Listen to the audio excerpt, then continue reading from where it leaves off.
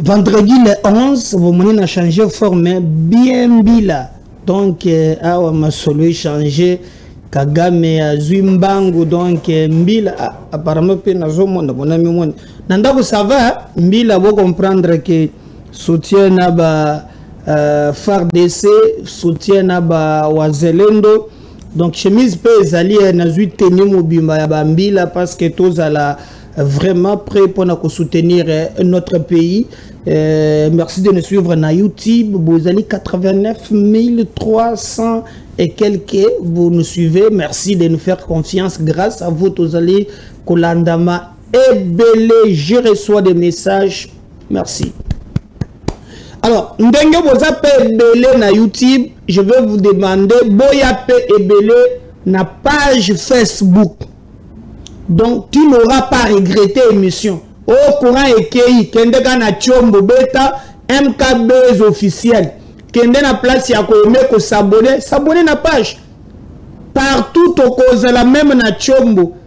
Toza pe na Blue OTT international. Toza na IPTV. Bon, c'est rare le lot. Mon toi bête les solo d'ailleurs, nazala quelque part de Sanga. Oh, président Tolanda qui. Donc, même pour le partenaire, je vous dis franchement, nous choisir, c'est que choisir canal moko crédible pour te produire na yo et bana na mokili mobimba. Le 11, je crois, le lezali vendredi, il est 11h passé de 29 minutes à Kingaboa. Donc, qu'on a, moi, bon, on a point chaud, le bimbo les bandits. Donc, il faut mikolo que la na boîte. Bumba ko sabiso na komina ba taxi fluvio ye mogombule bandi agena kanu tobogi donc ezo pe pangona ma ya kobwaga moteur ezo salate qui chasse l'équipe partout. Donc merci de nous faire confiance. Je sais pas ceux qui vous allez kolanda biso pena ki na nandanu quand je fais cette émission n'a sentir que mbule za libanda tout le monde les a libanda, prions le bon Dieu. Quelqu'un a dit que la pluie m'énerve. Suivez mon regard. Nani, la pluie l'énerve. Nous me langana commentaire. Donc cette émission est là mukolo na bino to bisabino nini ezali koleka na bino en tout cas to banda moko na moko pour bozwa information à temps réel parce qu'il y a trop de fake news. Et MKB télévision na émission Oyo Nazali Kosalabino, rien que la vérité chaque jour et Sengeli Boyeba. Alors, Bolandaki dernièrement, guerre est ouverte entre Bemba na Kabila. Bemba lobi, Bobi Tungisate, Kabila Azali Congolais, appelle si même Kombo ya papa na maman na ye, Pepe de Balobaki, Ezaya solo te, mais pour nous confirmer qu'Ezaya solo entre les lignes, Nanga yeko attaquer Bemba. Oh. Donc soit attaquer Kabila, Nanga yaka ko répondre. Pas si. Lisant entre les lignes, il y a quelque chose. Bemba, MLC Basali déclaration Balobi, Kabila a payé pour envoyer Bemba à la CPI. Donc selon parti à Bemba, Soki Bemba Kenda Kikuna, donc, Kabila finance qui a salaki nyonso pour Bemba qui est dans ce pays. Pour Nabatoba Yebite, pour l'histoire, Bemba, alors qu'il avait gagné les élections, d'ailleurs, même par résultat, c'était en 2006, Azalaki na deuxième tour challenger, il y a Joseph Kabila Kabange, il a commencé à travailler avec lui comme vice-président de la République, tout ça formule, il y a 1+4. Parmi vice-président Jean-Pierre Azalaki Nakati.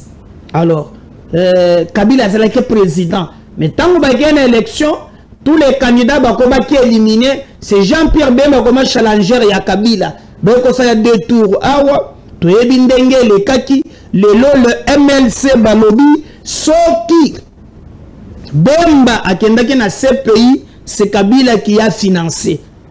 Alors, Ekosuka Wapi, en tout cas, Biso Tokopesa Bino Lisolowan. Alors, SNEL a signé accord moko na firme chinoise babengango Huawei en vue pour numériser ba service na ye. C'est comme quelqu'un qui me disait machine moko kanga makate na SNEL même na régie des eaux kako imprime ba facture. Le reste Mouboulou. Alors SNEL, je vous ai dit na ba info na zui moi nyamweza makasi na yoki ke PCA ya SNEL DG ya SNEL na ministre ya portefeuille lubili 90. Il y a quelque chose oh ezali ko leka bien te ezolumba solo.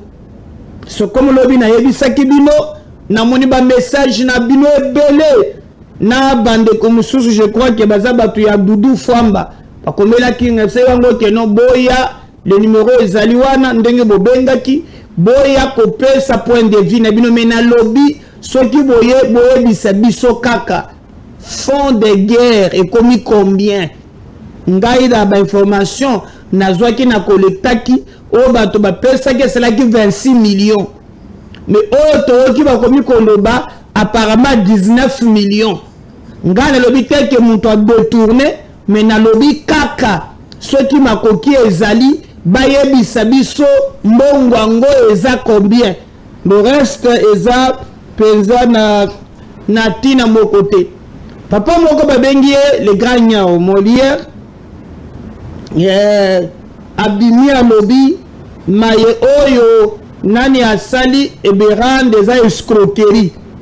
Ce sont des termes ya mesana soki a lobby likambo omoninde ayemba kanzembo moko talandengo bomimboko moko bebi le bosonga na koyemba yango te. Alors baye batika ye alors azali ko récidiver na ba biloko oyo emonani ke ezali malamu ata muke pe.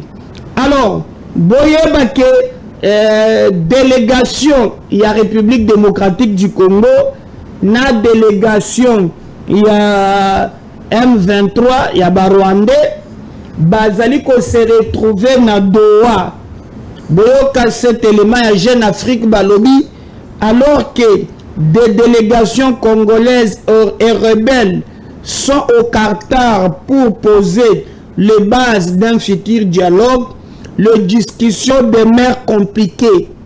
Chaque camp posant des préalables éventuels à ces négociations. Donc,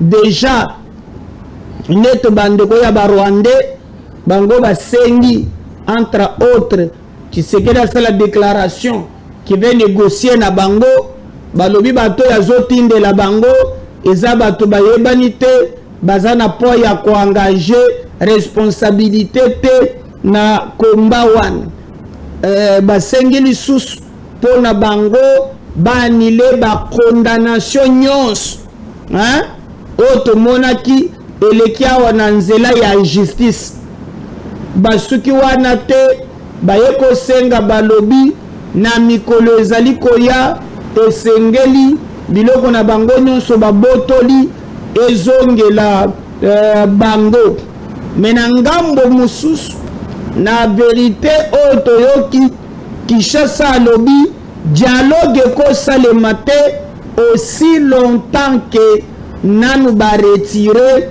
ba Rwandais ba se retirer na ba place bazali ko occuper te. Donc alors bato bazo camper na ba position na bango apparemment ezali un peu très compliqué na ba point de vue ezali ko yokana ata mukete. D'ailleurs boyeba ke au moment que Kabila lobi azozonga na nzela orientale ba musuba lobi na Goma comme son porte-parole Olivier Kamitato a lobby mais toyoki peuple da lobby quel que soit l'endroit par où il va venir ça devait être une joie. Donc pour na bango Kabila yela nzela nyonso akoyela pona bango esali likambote. Je vous rappelle que alobi ka kozongela na niveau ya Goma et ba révélation totale sibino il a ki sindenge nini bazali ko accuser Joseph Kabila et il est en train ya poser ba acte oh ezola kisake c'est lui oh yazali des mèches na ba Rwandais wana bazali ko andeye notre peuple. C'est pourquoi biso tololi biso nyonso sima ya mapinga tobuda yetumba oyo poto zongisa lokumu na Congo mboka na biso ezali ko mériter lokumu ma akasi. Mais ngambo mususu bo retenir que au moment tozali ko sala cette émission il y a des exploits sur terrain sur terrain makasi entre autres bokomona ba wazalendo na bande ko mususu ba kosala ba cérémonie boyoki ke ba Rwandais ya M23 sima ya ko perdre ba mboka ebele ba bandi ko accuser RDC balobi azali ko violer cesser le feu oyo bango bazalaki na yango. Mais pour le moment en tout cas tokolo ba ke si ces hommes baloka 9 na front nos forces armées bazali ko se comporter très bien et d'ailleurs même moral oyo ba troupe ezali likolo bato bandaki ko penser que ce qui s'est passé en 97 pouvait encore que bandela lelo, donc il se trompe. Il se trompe aujourd'hui. Nous pensons que nos forces armées na bawazalendo bazali ko sala musala munene et peut beteli bango maboko. Et parce que TV za la radio te, je vais vous laisser vraiment suivre binomoko cet extrait bomona comment alors bandeko oyo baza sur place bamona na walikale botala victoire oyo nos vaillants wa zalendo bazali ko sala bazali ko célébrer tokozala de moko bazumboka moko mosusu bazana walikale centre contrairement na ba rimer oyo Kagame bazali ko propager que non bazali ko respecter c'est le fêter TV za radio te on suit ça on revient juste après. Kama Bukavu tuko ndani Bukavu. Hapa tuko Bukavu ndani. Mwe kama Bukavu tuko ndani Bukavu. Basiwadanganishe Nyangezi. Nyangezi yetu kwamo basiwadanganishe kusema tuyabana Nyangezi tuko Nyangezi leo ni le 10 leo. No le 10 leo mwezi wa 4 ndio adui alipenda tushambulia hapa Nyangezi tunagavulana makartier. Adui setu ko Mnyangezi adui nako Mnyangezi ni makartier wa mwatu barabara ndio mboka ni wanayua maparuasi wabuzodre bangalie na mwatabisha ataniuliza mie kusimu yangu ndio vile ndio toke ndio adui alikuwa penda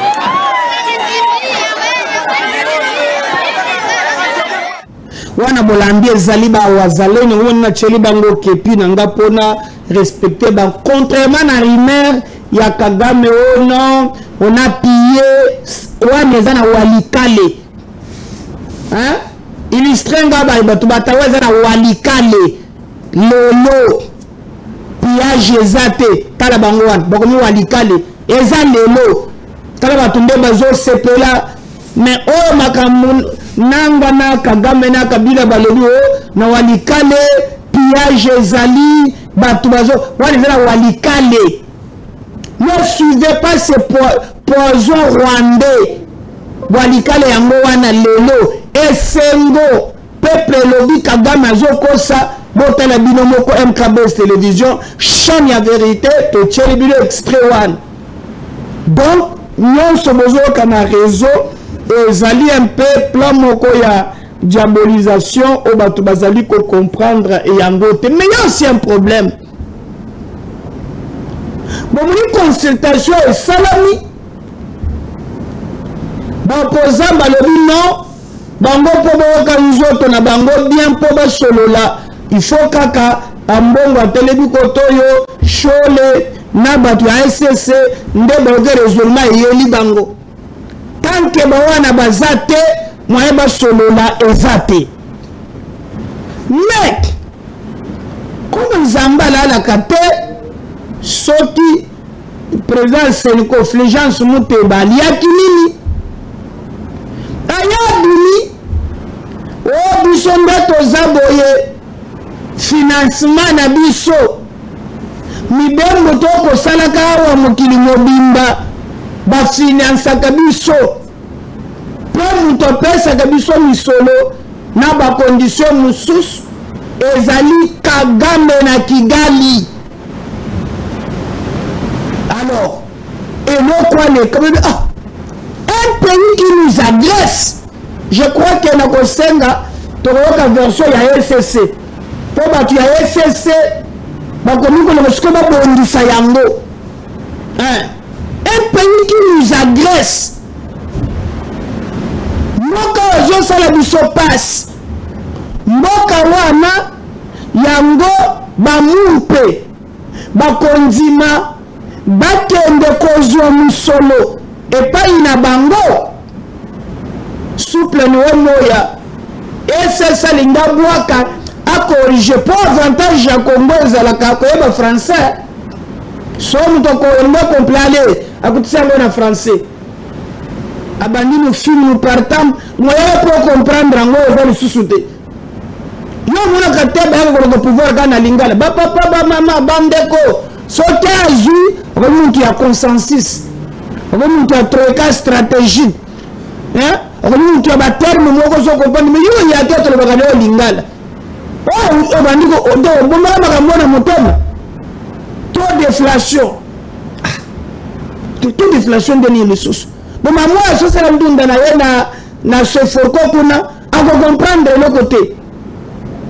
Alors au congimate ni les oleka maintenant là version nous bini est-ce que Kagame a financé SSC na église catholique boyoka maintenant on a zalo la porte-parole pe ya SSC azo binda nango ba mbeke na monsieur moko na Marius on suit ça on va revenir juste après. Mon ami Stani Boujakera, vous sortez de chez Paul Kagame avec des enveloppes parce que selon Monseigneur Fulgence Muteba, vous êtes soutenu dans ce que vous faites. Vous avez reçu du soutien du Rwanda.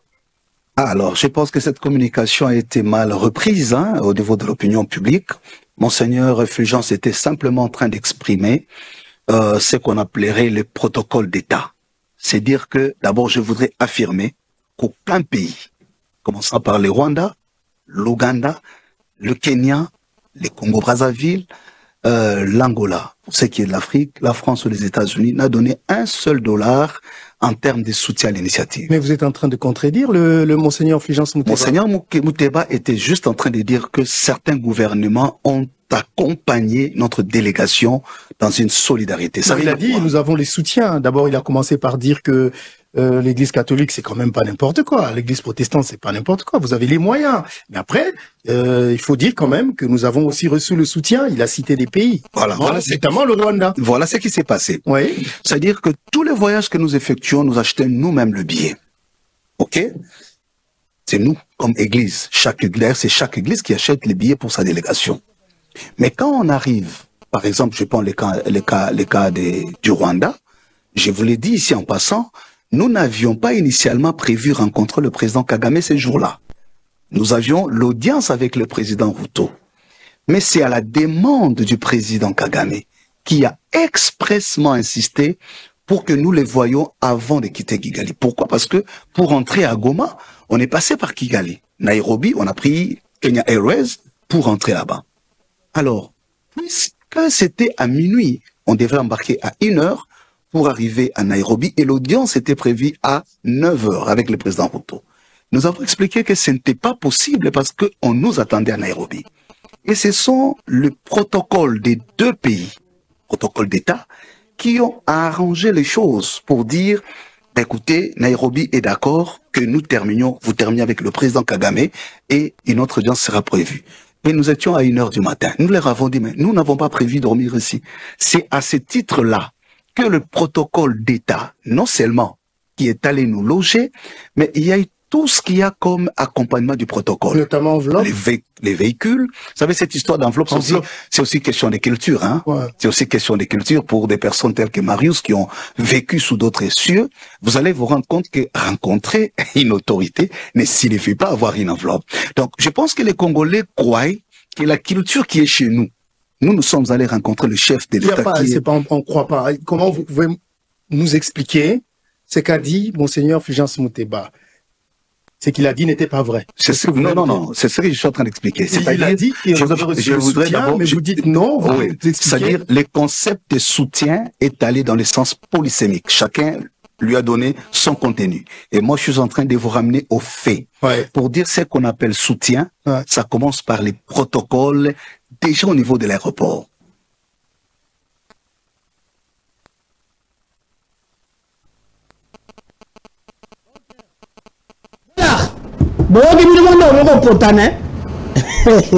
Soutien, non, Bozilard, Molimo Koteli, Fulgence Muteba, Poiti Yango, Alobi Tojumbo Kagame.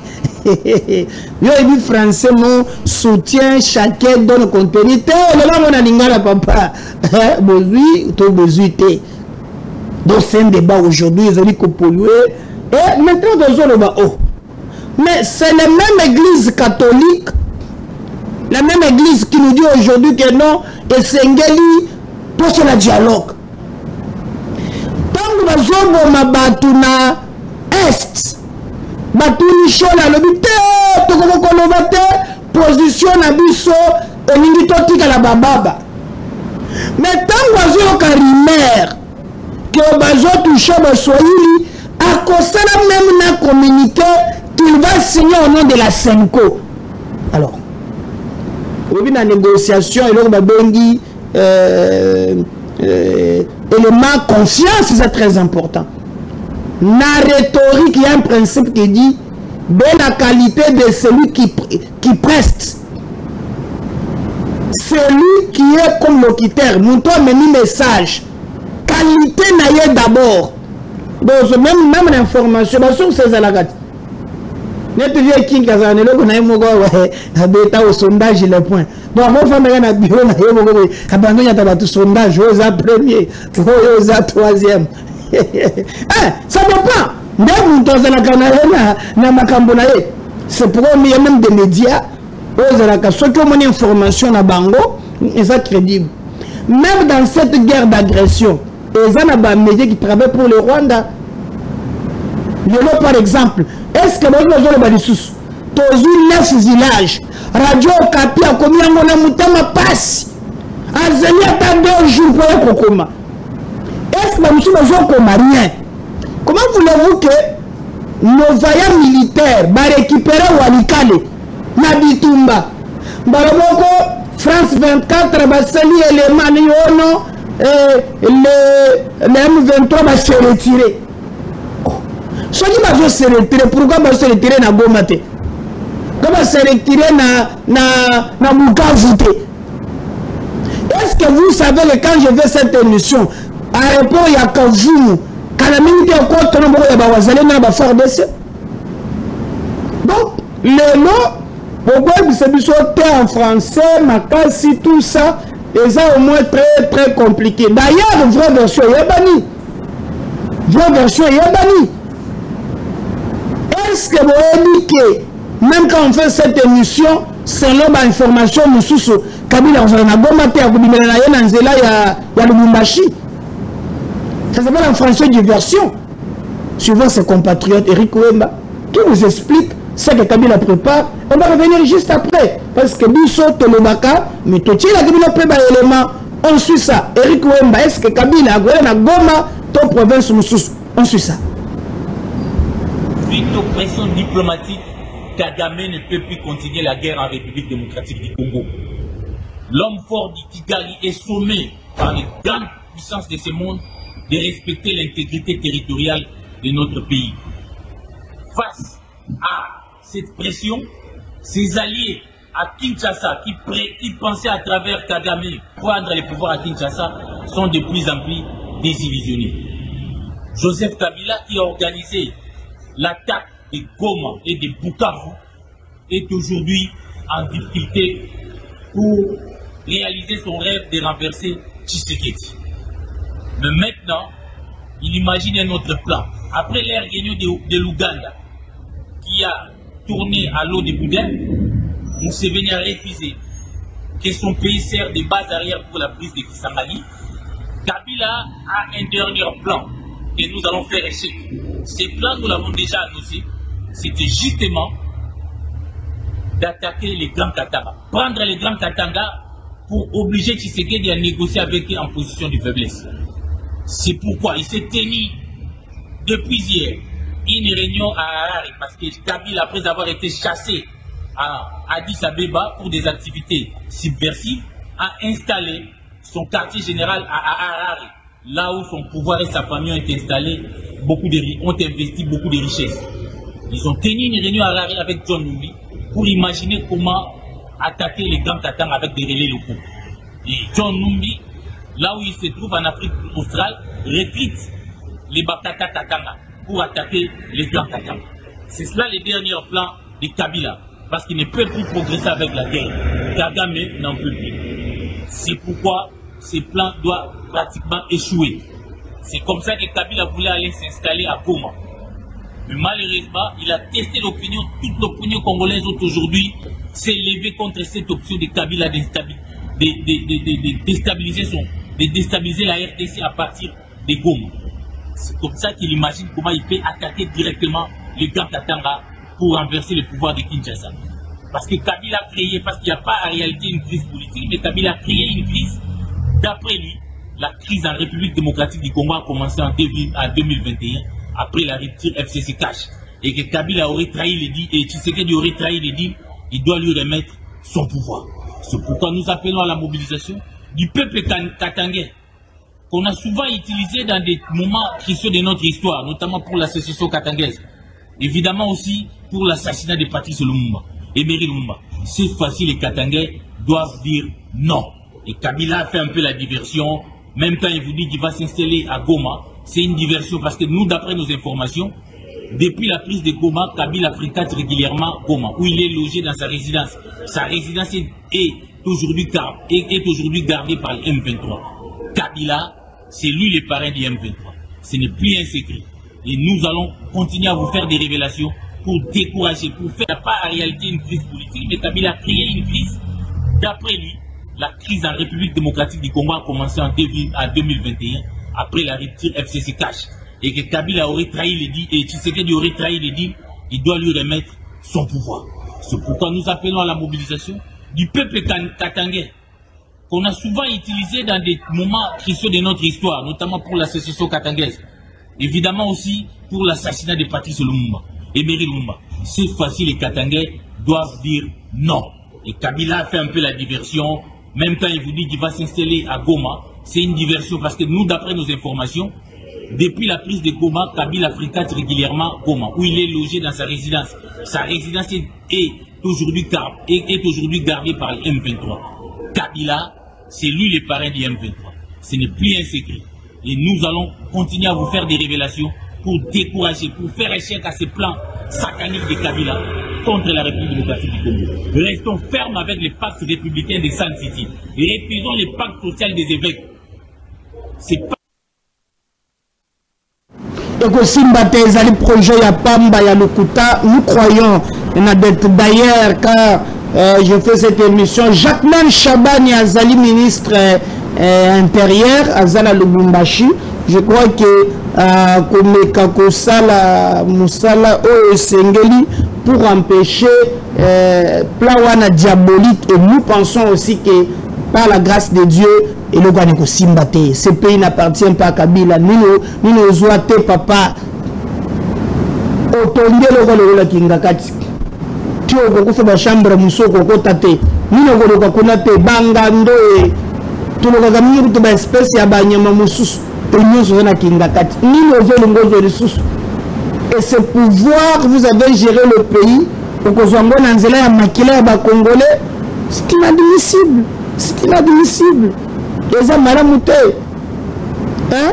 Mais comme il y a un problème ici, la kate, Kagama Nyoko na biso, bao pe tozana bango ao, balinga krop, mboka onjire koma bitena bango.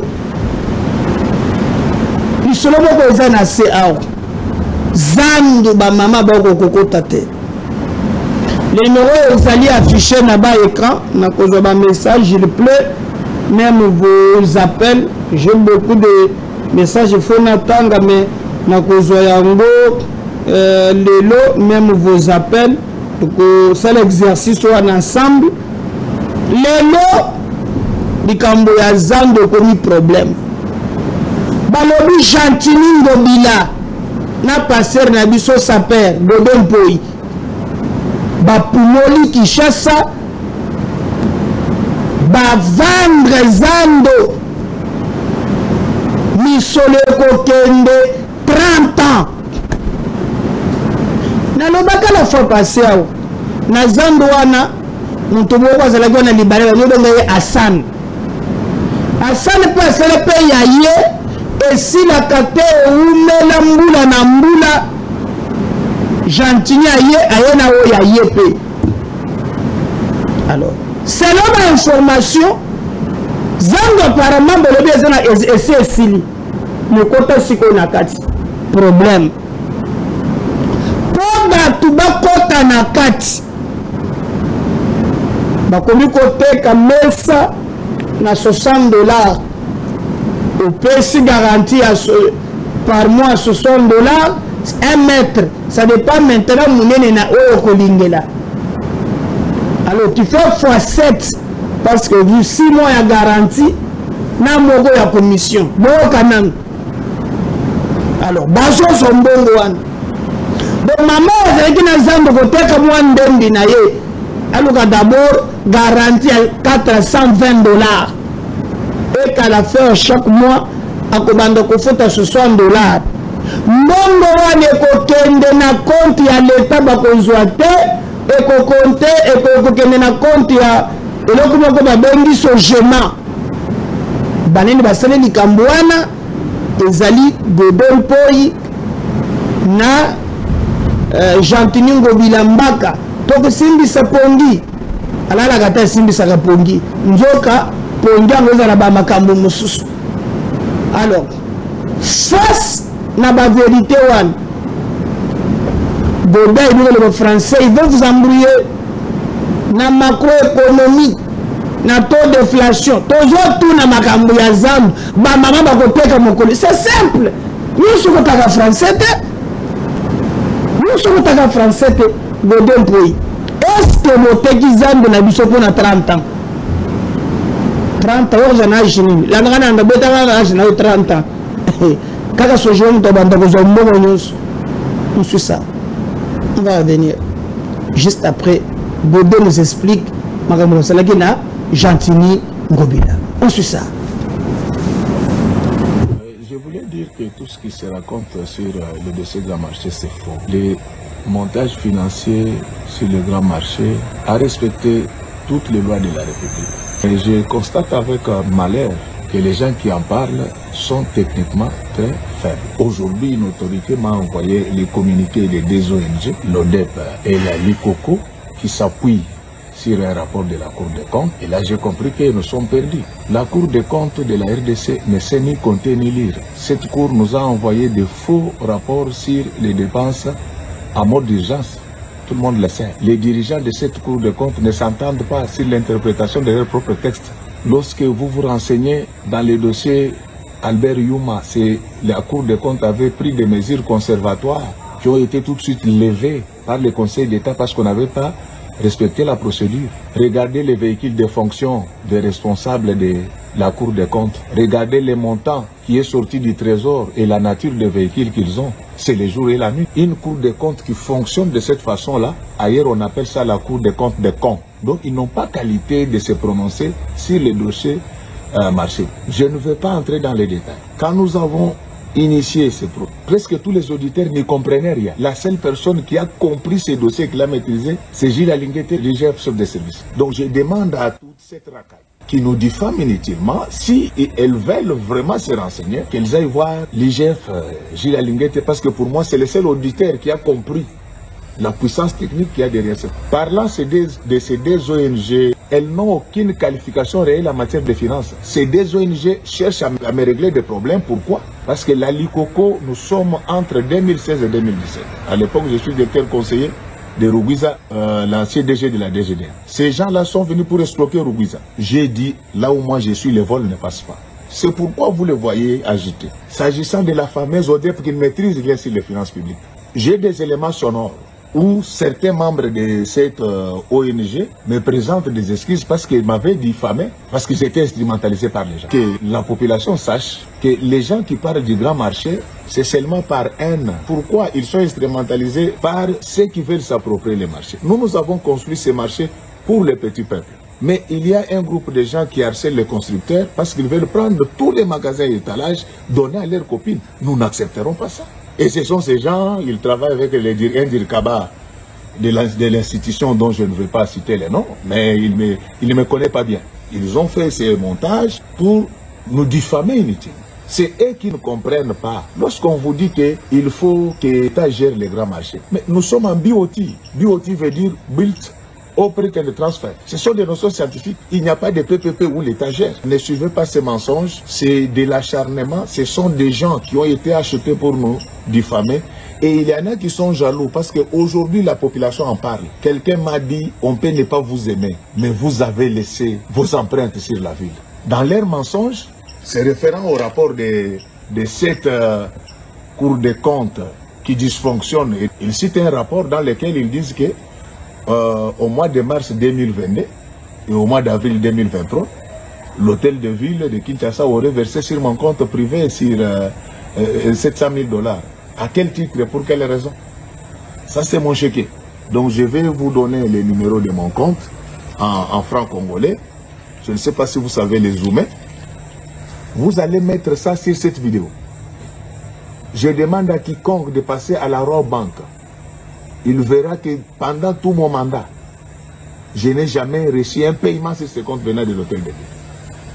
Donc, je voulais dire que c'est de la pure méchanceté. Et je supplie les garants du bon fonctionnement des institutions de nettoyer la Cour des comptes. Les rapports qu'on lui envoie, ce sont des rapports bidons.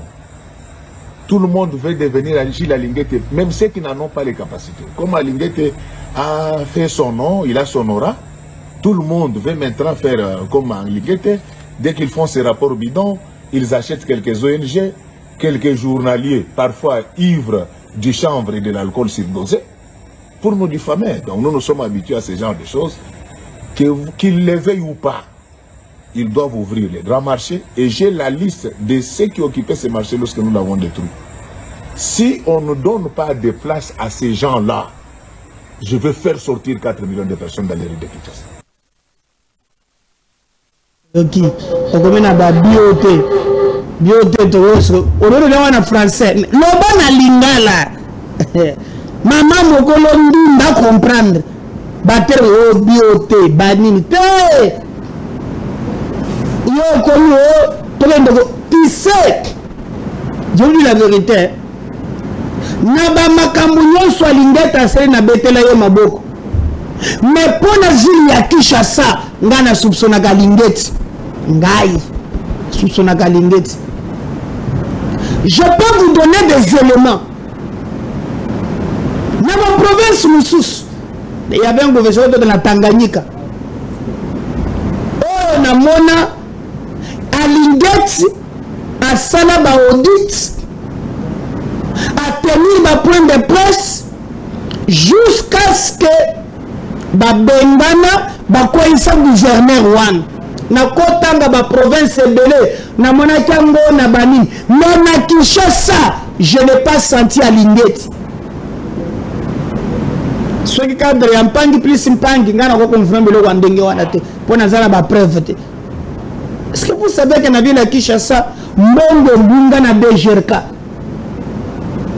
mbongo bimana compte ya ville na ville ya Kinshasa oyo bayiba 45 millions de dollars oyo mbongo ya taxe parking bakoba to bazaki nango pe bayebani. Je n'ai pas vu à Lingette. Mais si Grodé dit aujourd'hui que tant qu'un de Kotoun à Lingette source eza déjà na Mubudu soke eza na ba dossier à Lingette à sa complaisance, c'est la ville de Kinshasa.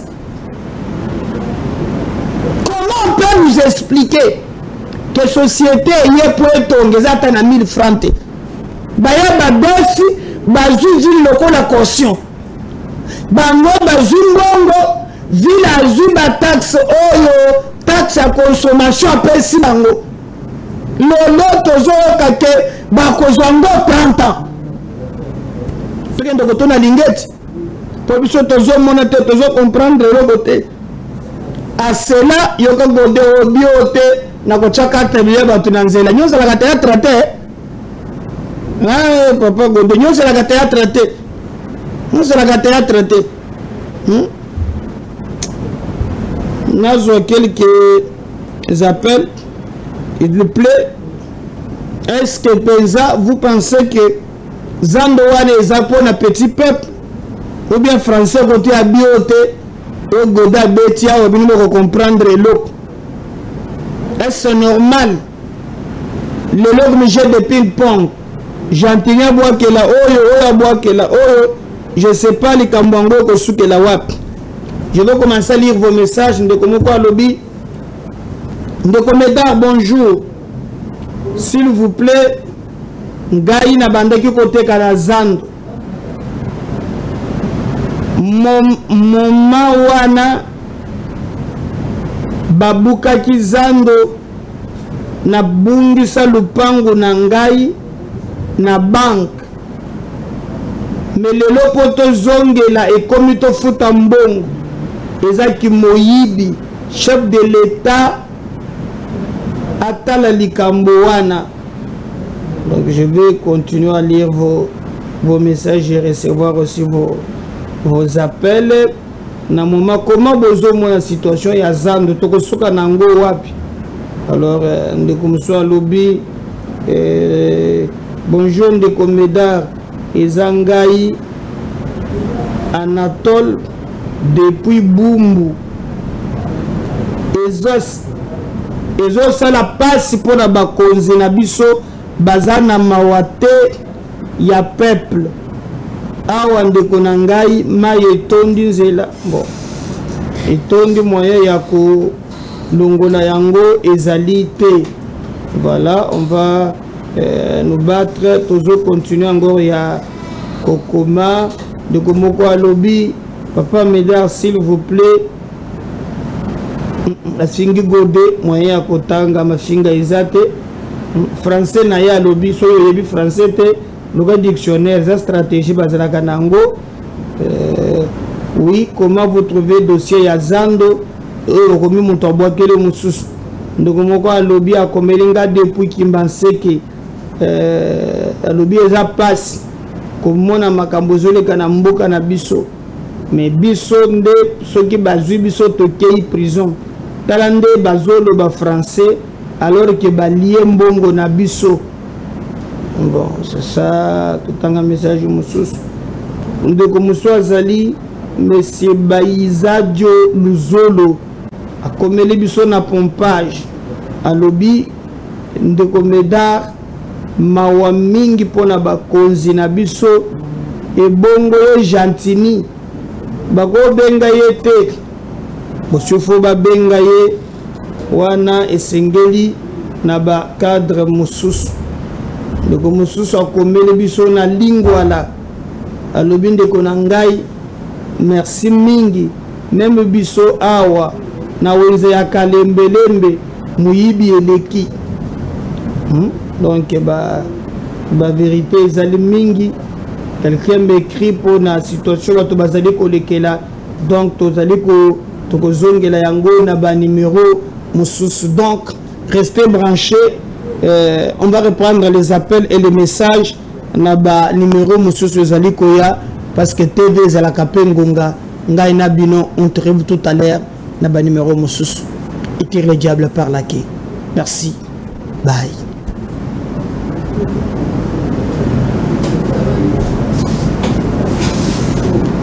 Apparemment bandeko bazana technique bazana kacha kobeta nini on des annonces to bisibino ko ngai na bino tokokuta na prochain numéro où ezali koya restez branchés à la télévision na bino parce que vous allez chaîne près du peuple peut vous allez travailler pour na bino. Merci na ba numéro mosusu, bye.